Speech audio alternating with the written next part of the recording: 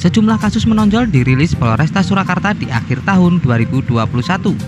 Diketahui, tahun 2021 ada 7 kasus menonjol, diantaranya kasus perampokan uang 370 juta rupiah disertai pembunuhan satpam di gudang rokok Camel di Jalan Brigjen Sudiarto, Joyotakan, Serengan, dan meninggalnya mahasiswa UNS yang mengikuti Diklat Menwa UNS.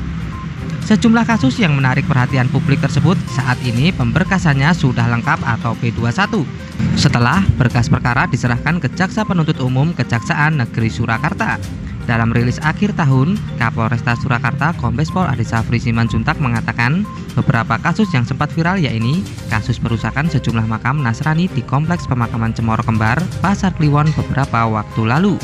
Untuk tersangka anak yang diklastering menjadi 2, yaitu umur 12 tahun ke atas sebelum umur 18 tahun dan umur 12 tahun ke bawah. Kasus tersebut sudah diselesaikan dengan keputusan diversi maupun persetujuan perkara di luar pengadilan. Kemudian, kasus kekerasan secara bersama-sama baik terhadap jiwa maupun harta benda yang dilakukan sekelompok yang mengatasnamakan Laskar di depan SMA Al-Islam Serengan.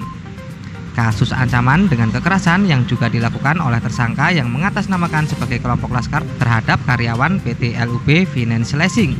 Selain sudah dinyatakan P21, penyerahan tahap 2 juga sudah dilakukan, yaitu mendatangkan para tersangka dan barang bukti kepada Jaksa Penuntut Umum.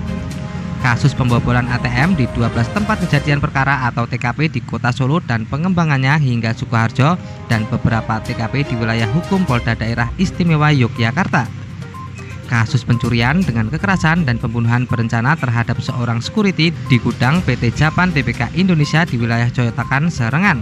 Kemudian, kasus penganiayaan atau kekerasan terhadap mahasiswa UNS yang terjadi beberapa waktu lalu saat korban mengikuti kegiatan Diklat Menwa Universitas 11 Maret atau UNS.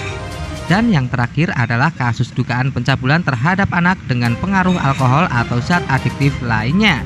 Wartawan Kota Surakarta, pada siang hari ini Polresta Surakarta akan melaksanakan rilis press conference terkait dengan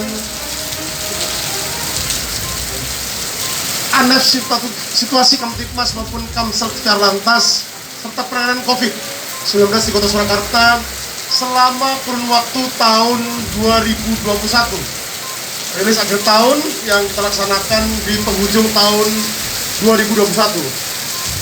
Perlu kami sampaikan di sini bahwa selama tahun 2021 dari 4 jenis kejahatan, yaitu kejahatan konvensional, kemudian kejahatan transnasional, 3 kejahatan terhadap yang mengakibatkan kerugian kekayaan negara, yang keempat adalah kejahatan yang berimplikasi kontingensi.